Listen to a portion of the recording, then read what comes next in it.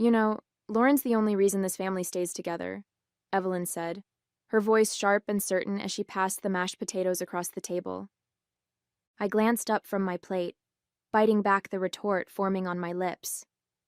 Across the table, Lauren flashed her perfect smile, basking in the praise like it was her birthright. "Mom, that's not true," David said quietly, breaking the tension only slightly.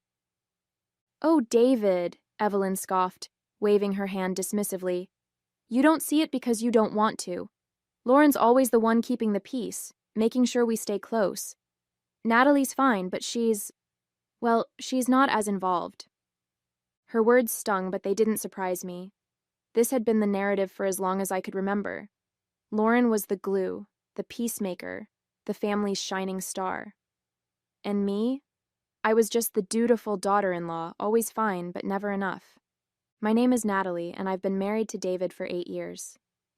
From the moment I joined his family, I knew I was stepping into a dynamic where I'd always be second best. Evelyn, my mother-in-law, adored her daughter Lauren with a ferocity that bordered on blindness. Lauren could do no wrong, and I was tolerated. It wasn't that I didn't try. I cooked meals, hosted family gatherings, and stepped in whenever there was a crisis. But no matter what I did, Evelyn's praise always found its way back to Lauren. If I cleaned up after a chaotic family dinner, Evelyn would thank Lauren for organizing the evening. If I resolved a last-minute problem, Evelyn would say, "That's just Lauren's influence, keeping everything in order." At first, I tried to win her approval. I thought if I worked hard enough, she'd see my worth. But as the years went on, I realized that Evelyn's biases weren't about me. They were about her own need to put Lauren on a pedestal.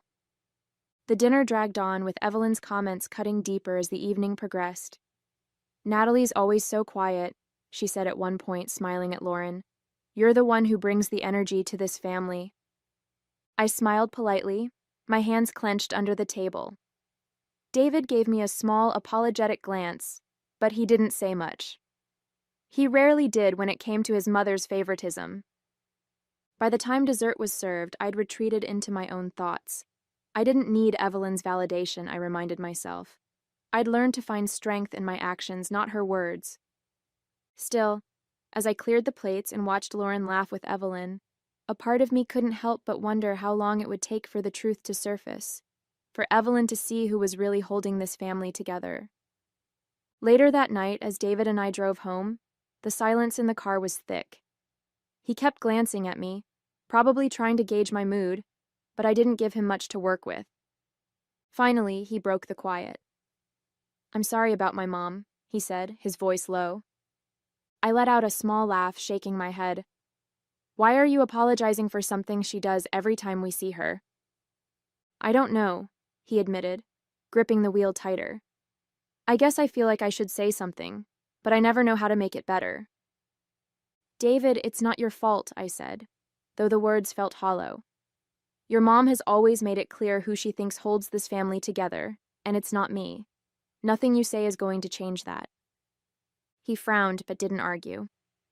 That was the thing about David. He hated conflict, especially when it came to his mom. When we got home, I went straight to the kitchen and started putting away leftovers from the dinner I'd prepared before we left. Cooking had always been my way of unwinding, a small act of control in a world that often felt chaotic. David leaned against the doorway, watching me. "You know she doesn't mean it, right? She just gets caught up in her idea of Lauren." I turned to face him, the frustration bubbling to the surface. "It's not just about Lauren, David. It's about the fact that no matter what I do, your mom refuses to see it. I work hard for this family. I cook, I clean, I make sure we're all taken care of, and she acts like it doesn't even matter." David sighed, running a hand through his hair. "I know, Natalie. I see it, and I appreciate everything you do." "Then why don't you say something to her?" I asked, my voice sharper than I intended. He hesitated, then shrugged. "Because I don't think she'll listen, and honestly, I don't want to start a fight that won't go anywhere." I shook my head, turning back to the counter.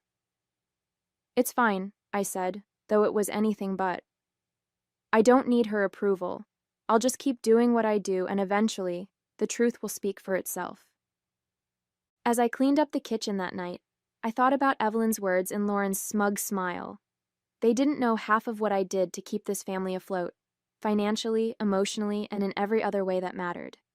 But I wasn't going to waste my energy trying to prove it to them. Sooner or later, life would show them the truth. And when it did, I would be ready. A few weeks later, the cracks in the family's facade began to show. It started subtly, Evelyn mentioning how money seemed tighter than usual, Lauren complaining about a canceled spa trip. At first, I thought it was just normal ups and downs, but soon it became clear that something more serious was going on. One evening, David came home looking more stressed than I'd seen him in years. He dropped his bag by the door and sat heavily at the kitchen table. "What's wrong?" I asked, sitting across from him. "It's my mom," he said, rubbing his temples. "She called today, asking if we could lend her some money. Apparently, Lauren borrowed a significant amount from her, and now she's struggling to cover her bills." I blinked, stunned. "Wait, Lauren borrowed money? For what?" He sighed. "Something about helping a friend start a business.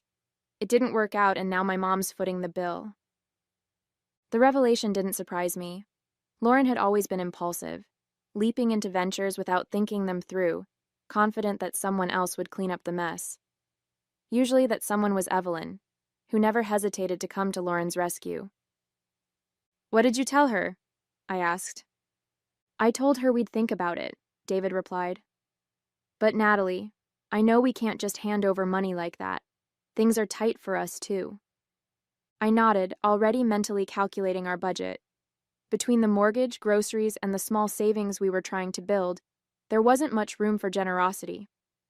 Over the next few days, Evelyn's requests became more frequent and urgent. She called David almost daily, her tone growing more desperate each time.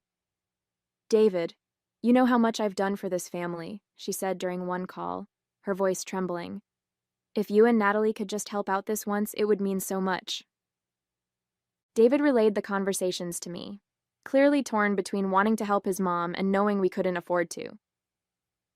"What do you think we should do?" he asked one night as we lay in bed.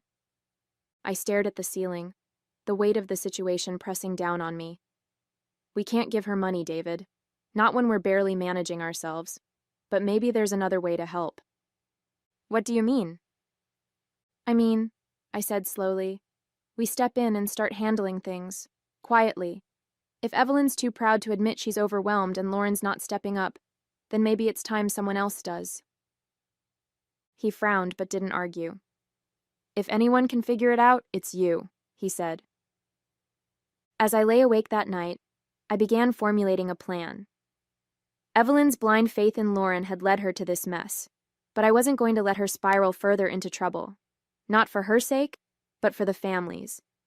It was time to take action, even if it meant staying in the shadows. The next morning, I sat at the kitchen table with a notebook and a calculator, poring over every detail of our finances.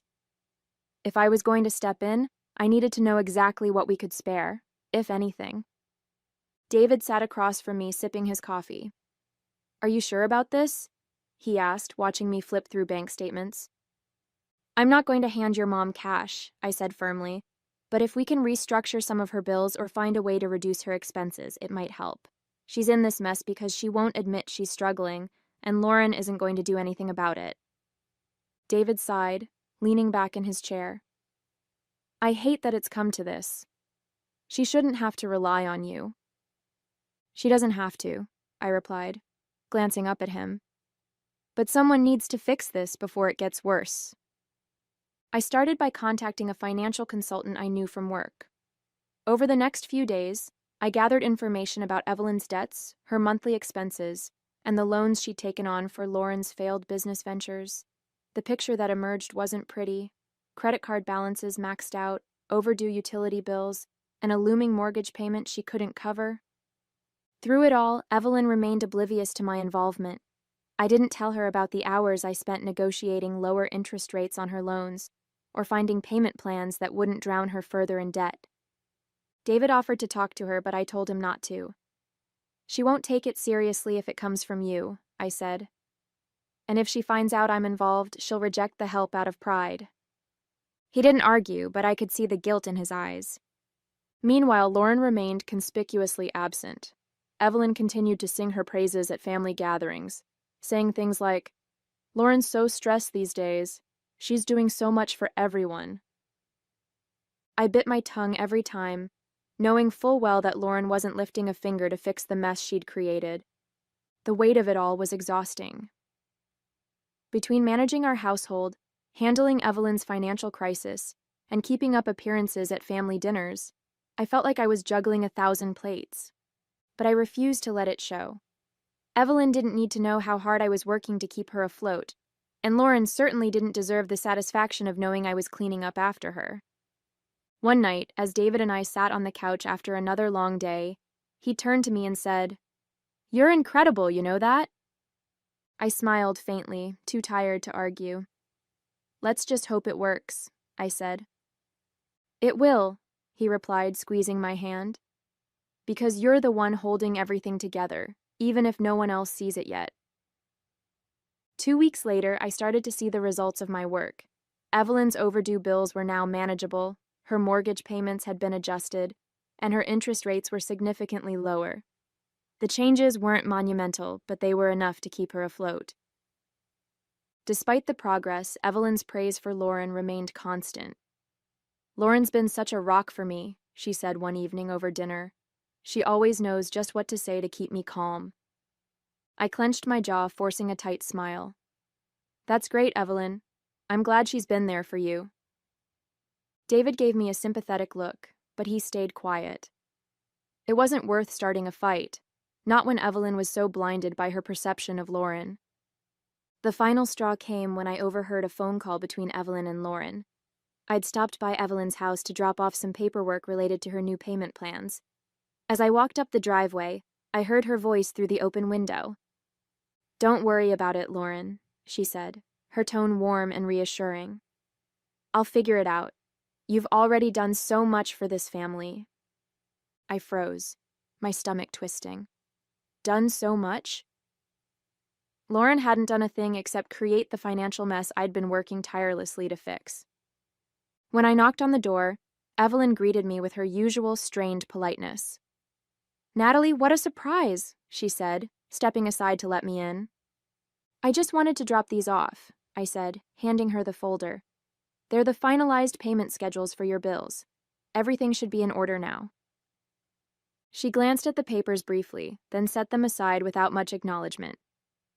"Thank you," she said almost dismissively, "but you didn't have to go to so much trouble." "It wasn't any trouble," I replied evenly, though my chest ached at her indifference. As I drove home, the frustration boiled over. I'd spent weeks fixing Evelyn's finances, sacrificing my time and energy, all while she continued to heap credit on Lauren. David found me in the kitchen later that night, furiously scrubbing a pan. "What happened?" he asked. Concern etched across his face. "She doesn't even care," I said, my voice shaking. "I've done everything to help her, and all she can talk about is how amazing Lauren is." He sighed, wrapping his arms around me.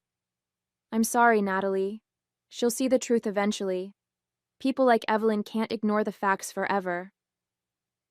I leaned into him, letting the tears I'd been holding back finally fall. "She'd better," I said quietly, "because I'm done letting her take me for granted." After that night, I made a decision. I wasn't going to argue with Evelyn or try to convince her of my worth. Instead, I would focus on finishing what I started. The truth would come out in its own time, and when it did, there would be no denying what I had done for this family. Over the next few weeks, I continued to manage Evelyn's finances, streamlining her payments and negotiating better terms with creditors. Every improvement I made strengthened her financial position, yet I remained in the shadows. Meanwhile, Lauren's absence became more glaring. She wasn't around for family dinners anymore, claiming she was too busy. Evelyn still spoke about her as though she were some kind of savior, but the cracks in her illusion were starting to show. One afternoon, I received a call from Richard, the financial consultant I'd enlisted to help Evelyn. Natalie, I've just finished reviewing Evelyn's account, he said. She's in a much better place now, but there's something you should know. What is it? I asked, my stomach tightening. Her daughter, Lauren, has been funneling money from Evelyn's account to cover her personal expenses. It's been going on for months. The air left my lungs. Are you sure? Positive, Richard replied. The transfers are small enough to fly under the radar, but they add up. Evelyn might not even realize it's happening. I thanked him and hung up, my mind racing. Lauren wasn't just neglecting her responsibilities. She was actively sabotaging Evelyn's finances. That evening, I told David what Richard had uncovered. His face darkened as I laid out the details. This has gone too far, he said. You've done everything to help my mom, and Lauren's just taking advantage of her. I know, I said, my voice steady. But this isn't about Lauren anymore. It's about Evelyn understanding who's really been there for her. What are you going to do? He asked. I met his gaze, a newfound determination in my chest. I'm going to make sure she sees the truth. The next day, I scheduled a family meeting. Evelyn was hesitant and Lauren was predictably late, but I didn't let it deter me. When we were all seated in Evelyn's living room, I handed her a folder containing the financial records Richard had compiled. What's this? She asked, flipping through the pages. It's the truth, I said, my voice calm but firm. Everything I've done to help you, and everything Lauren's been doing behind your back. Evelyn's eyes widened as she read, her hands trembling. Lauren immediately tried to dismiss it. Mom, you can't believe this. Natalie's just trying to make me look bad. But the evidence was irrefutable, and for the first time, Evelyn couldn't brush it aside. The silence in the room was deafening as Evelyn flipped through the documents. Her hands shook, her face pale, as the reality of the situation sank in. Lauren shifted uncomfortably in her chair, her usual confidence slipping.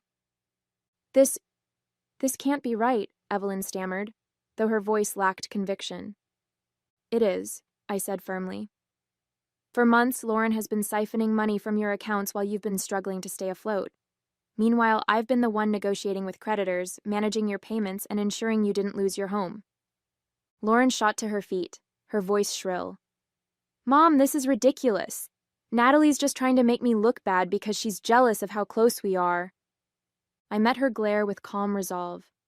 This isn't about jealousy, Lauren. It's about the truth. And the truth is, you've been taking advantage of your mother while I've been cleaning up your mess. Evelyn's gaze darted between us, her expression a mix of disbelief and dawning realization. Lauren, she said finally, her voice trembling. Is this true? Lauren faltered, her bravado crumbling. I didn't mean for it to get out of hand, she muttered. I was going to pay it back.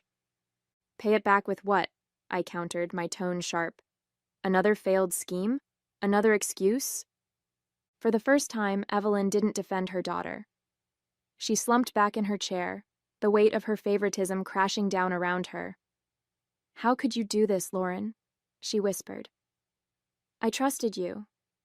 I thought you were helping me. Lauren didn't respond. Instead, she grabbed her purse and stormed out of the room, slamming the door behind her. The tension lingered, heavy and oppressive. Evelyn looked at me, tears welling in her eyes. Natalie, I don't know what to say. You don't have to say anything, I replied, my voice soft but resolute. I didn't do this for thanks or recognition. I did it because it was the right thing to do, for you, for the family. But you need to understand that your blind trust in Lauren nearly cost you everything. She nodded slowly, her tears spilling over. I was so wrong about you, she admitted. I've spent so much time praising Lauren that I didn't see what was right in front of me. You've been the one holding this family together all along. Hearing her say those words felt like a release. For years, I'd carried the weight of her dismissal, trying to prove my worth through actions instead of words. Now, finally, she saw me. Not as an afterthought, but as the person I truly was. David reached over and squeezed my hand. his eyes filled with pride. "You've done more for this family than anyone," he said, "and now they all know it." I smiled faintly, my heart lighter than it had been in years. The truth was out, and for the first time, I felt truly seen. The days following the confrontation were a whirlwind of emotions. Evelyn called several times, her tone softer and more thoughtful than I'd ever heard. At first, I wasn't sure how to respond. Part of me wanted to hold on to the distance I'd maintained for so long, but another part, the part that still cared, wanted to believe she was finally ready to change. One evening, Evelyn asked if we could meet for coffee. "I need to talk to you," she said. "I need to explain everything." David encouraged me to go. "She's trying, Natalie," he said. "This is the first time I've ever heard her admit she was wrong about anything." Reluctantly, I agreed. When I arrived at the cafe, Evelyn was already there, nervously stirring her tea. She looked older somehow, the weight of the last few weeks clearly taking a toll. "Thank you for coming," she said as I sat down. I nodded, waiting for her to start.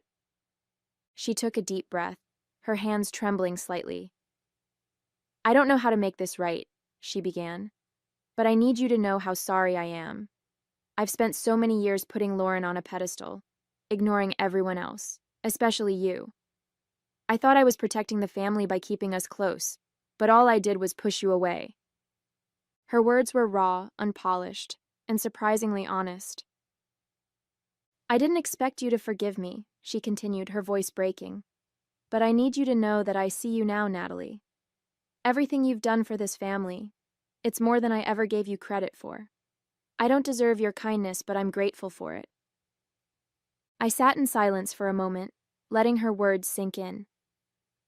"Evelyn," I said finally, "I didn't step in because I wanted gratitude or recognition. I did it because I care about this family, even when it hasn't always felt like I belonged. But hearing you say that, it means more than you know." She nodded, wiping away a tear. "I don't want to be the person I've been," she said. "I want to do better, for you, for David, for everyone." It wasn't a perfect apology, but it felt genuine. And for the first time, I felt like we were on the same page, not as rivals or adversaries, but as two people who wanted the best for the family. Over the next few weeks, Evelyn made small but meaningful changes. She started taking a more active role in her own finances, attending workshops I recommended, and seeking advice from professionals. She also made a point to include me in family conversations, asking for my input and genuinely listening to what I had to say. Lauren, meanwhile, kept her distance. The fallout from the confrontation had shaken her, and while I didn't expect an apology from her anytime soon, her absence gave the rest of us room to rebuild. For the first time in years, I felt like I wasn't just a guest in my own family. I was a part of it. Over time, the family began to feel less fractured. Evelyn's effort to change wasn't perfect, but it was consistent. She checked in with me regularly, sought my advice on matters she would have once dismissed me from, and even began expressing gratitude for the things I did, something I never thought I'd hear from her. One afternoon, as we sat in her living room reviewing her updated financial plans, she looked up from the papers and said, "I don't think I ever thanked you properly, Natalie. You didn't have to do any of this, but you did, and it saved me." I paused, surprised by the sincerity in her voice. "You don't have to thank me, Evelyn," I said carefully. "I just wanted to make sure the family didn't fall apart." She shook her head. "It's more than that. You've been the foundation of this family for years, and I was too blind to see it. That's on me. But I see it now, and I'll never take that for granted again." Her words settled something deep inside me. For years, I'd silently carried the burden of her dismissal, wondering if I would ever be enough in her eyes. Now, for the first time, I felt seen, not for what I could do, but for who I was. Meanwhile, Lauren's absence created space for healthier family dynamics. Without her constant need for attention and Evelyn's unquestioning support, conversations became more balanced. David noticed the change too. "It's nice to come over and not feel like we're walking on eggshells," he said one evening, as we drove home from dinner at Evelyn's house. "It is," I agreed, though I knew it was more than just Lauren's absence. Evelyn's efforts to repair our relationship had brought a sense of calm to the family that I hadn't realized we'd been missing. At work, I found myself reinvigorated. The challenges I'd faced with Evelyn had taught me more than I expected about patience, resilience, and the power of staying true to my values. Those lessons spilled over into my professional life, giving me a renewed sense of purpose. One day, as I was wrapping up a meeting, Evelyn called. "I'm thinking about hosting a family dinner," she said, her tone hopeful. "It's been a while since we all sat down together, and I'd like to make it special. Would you help me plan it?" Her request was simple, but it carried so much weight. "Of course," I said, smiling. "I'd love to." As I hung up, I felt a warmth I hadn't associated with Evelyn in years. She wasn't perfect, and our relationship wasn't magically fixed, but it was moving in the right direction. And for the first time, I felt like I had a place at the table, not because I demanded it, but because I'd earned it. The family dinner Evelyn planned was unlike any we'd had before. There was a lightness to the atmosphere, a warmth that hadn't existed in years. The dining table was set with care, the food thoughtfully prepared, and the conversation flowed naturally. For once, there was no tension, no subtle digs or favoritism overshadowing the evening. Midway through the meal, Evelyn raised her glass. "I just want to say something," she began, her voice steady but emotional. Everyone fell silent, the clinking of forks and knives stopping as we turned to her.